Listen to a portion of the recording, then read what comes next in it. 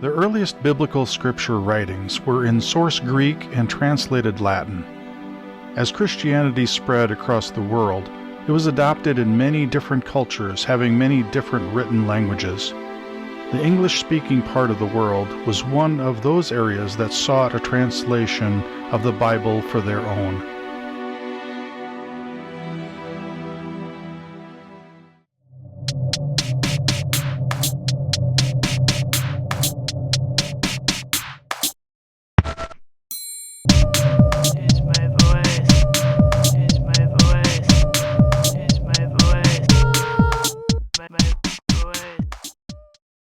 Several centuries passed from the creation of the earliest Greek and Latin Bibles before any of those scriptures were translated into English.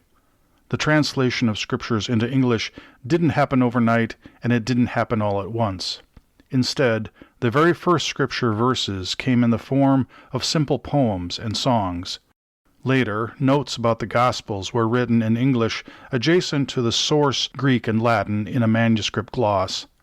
Eventually, a full set of Gospels were translated into English, but it wasn't until the 14th century when we got a complete Bible in English. Let's clarify what is meant by English. Not all historical versions of English are the same, and unless you have studied the earliest forms of English, you may find them to be virtually unrecognizable and unreadable. The earliest English scriptures were written in the Old English of the time and are not easily understandable by readers of today. By the 14th century, the commonly used language had progressed to Middle English, still not quite modern English, but closer than the Old English. The earliest known instances of scriptures translated into English include the following works.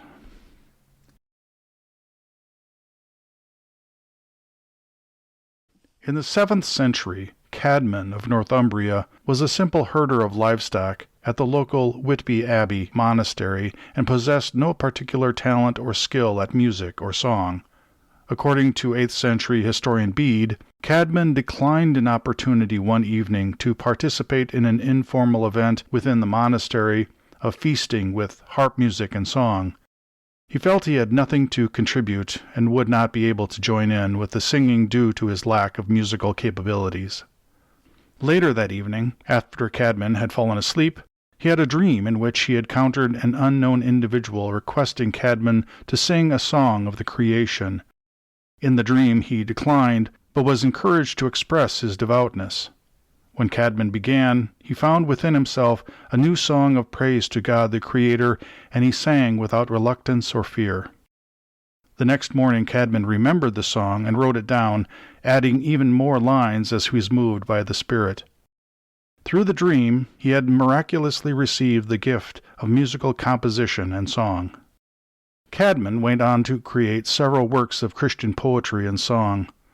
Later, he became a monk himself and dedicated his years to musical composition and the authoring of inspirational works of Christian verse. The source for his scriptures came as oral teachings from the monks within the monastery. The Latin Vulgate was available within the church, but Cædmon could not read Latin and was not able to use the text directly from the Vulgate.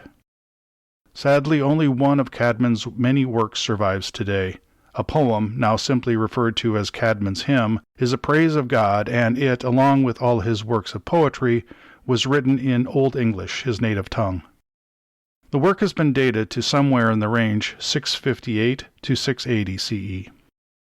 The text of the poem has been found in multiple manuscripts, including a document written by the historian Bede, who added the poem text to the bottom margin of one of his own manuscript pages.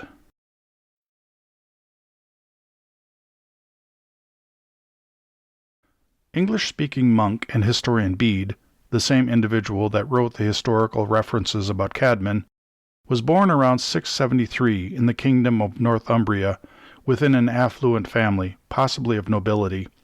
He received his childhood education locally within the Northumbrian monastery of St. Peter and its nearby and sister monastery of St. Paul.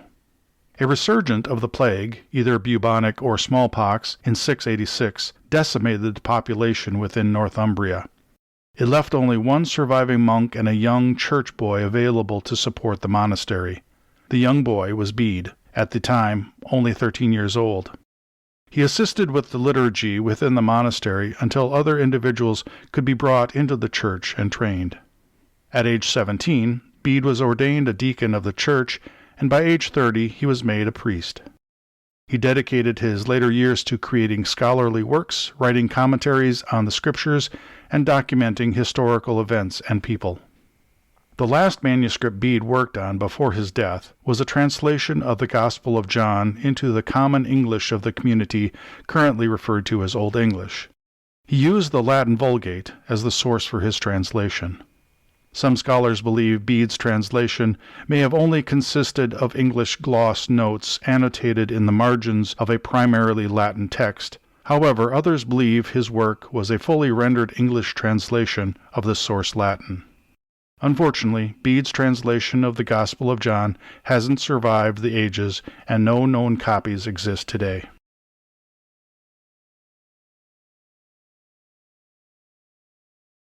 In the early 8th century, an ornate set of scriptures was produced at the monastery at Lindisfarne, Northumbria, for use during ceremonial events within the church.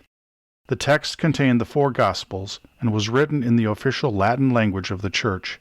The pages were colorfully illustrated, and the decorative leather binding was adorned with jewels and precious metals.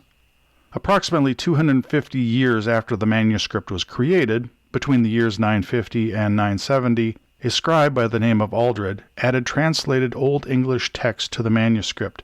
The added gloss text was written between each line of the original Latin. A text gloss is supporting information or notes written in the margins of a manuscript page or between the lines of the page text. Glosses can be included along with the original text during publication or can be added later post-production to add content, references, or translations. While the addition of the English gloss text to the Lindisfarne Gospels approximated a rough reading of the source meaning, it was not a true translation of the Latin into English. Instead, it was a direct word-for-word conversion of the Latin while retaining the Latin grammatical phrasing and sentence structure flow. The work was intended to be used as an English reference to the source Latin to assist monks at the time lacking sufficient Latin language expertise. It was not intended as a full translation into English that could stand on its own and be used without the associated Latin. A second, separate set of Gospels in Latin was created nearly 100 years after the Lindisfarne Gospels, called the Rushworth Gospels. Shortly after the English gloss was added to the Lindisfarne Gospels, 2 individuals, Cædmon and Owen, in a similar fashion, added English gloss text to the Rushworth Gospels manuscript. Neither of the men appeared to have any deep knowledge or skill with Latin, and their translations were substandard. However, in some instances, the English text seems to be a copy of the English text found in the Lindisfarne Gospels gloss. This implies that the 2 copyists relied, at least in part, on the Lindisfarne gloss as a source.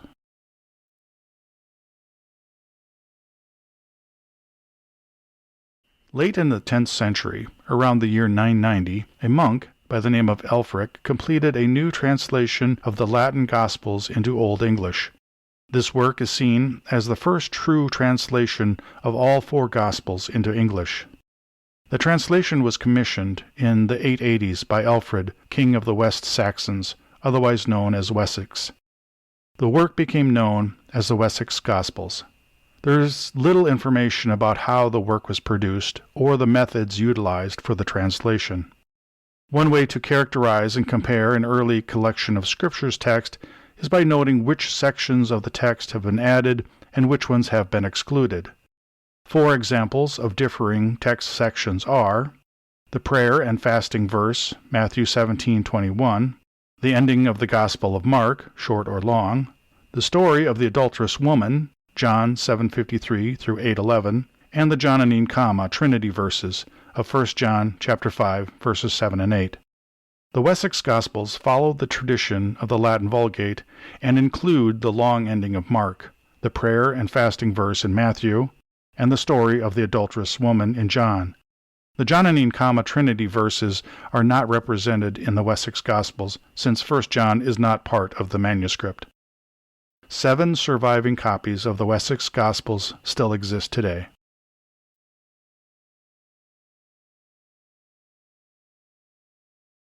Nearly 4 centuries passed from the creation of the Wessex Gospels before a complete Bible, including both the Old and New Testaments, was translated into English. By this time, the language had advanced into Middle English, a much closer version of our modern English we have today. Beginning in 1380, a series of Bibles translated into English were created, with the New Testament being released first, followed by the Old Testament 2 years later. The Bibles of that collection have become known as the Wycliffe Bibles, being associated with the English philosopher and priest John Wycliffe. Scholars debate whether John Wycliffe actually performed the translations himself or simply supported the efforts, either directly or indirectly. The Bibles were often referred to as Lollard Bibles, as they were adopted by a later group of Wycliffe followers known as the Lollards. The text within the Wycliffe Bibles didn't stray far from the underlying meanings within the Vulgate. However, several annotations added to the text and some associated church activities practiced by the followers often went against official church policy. These conflicting scripture notes and church practices stood in contrast to the established doctrine and resulted in a substantial response of rejection by the church. Wycliffe's works were officially condemned by the Archbishop of Canterbury in 1382, although no punishment was decreed at the time. Later in 1401, after Wycliffe's death, the Lollard Bibles were identified as treasonous and were all to be located and burned. In 1408, during the Oxford Convocation, a policy was enacted to prohibit any new translations of the Bible into English without prior church approval. In 1415, Wycliffe was condemned as a heretic, and later, during the reign of Pope Martin V, his body was exhumed and burned, and his ashes were cast into a river. Only 20 of the original complete Wycliffe Bibles survive today.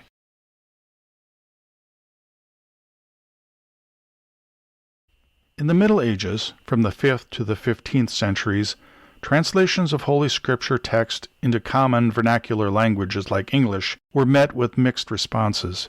Some leaders and established church officials supported the translations, while others discouraged and sometimes expressly prohibited those efforts. Latin was the official language of the church, spoken by the church leaders and read to the church members. Some church officials saw no need and expressed no desire for the text of the Scripture to be accessible directly to lay people with insufficient education and training. In practical terms, the percentage of church laypersons that were educated enough to read English in the early Middle Ages was maybe 1%. In the later Middle Ages, that number was at best 5 to 10% of the population. The need for scriptures in English started out low, however, that demand was steadily growing. The Christian population was spreading, while the education opportunities for those individuals was also slowly becoming more widely available. By the late Middle Ages, Christians were becoming increasingly ready to have the scripture text directly available to them. Soon, 2 events would happen that would cause a virtual explosion of the availability of the Holy Scriptures. First, the printing press was invented in 1440, making the relatively easy reproduction of biblical manuscripts possible. And later, in 1517, the Protestant Reformation would begin, setting the stage for a vast number of new Bible translations and publications.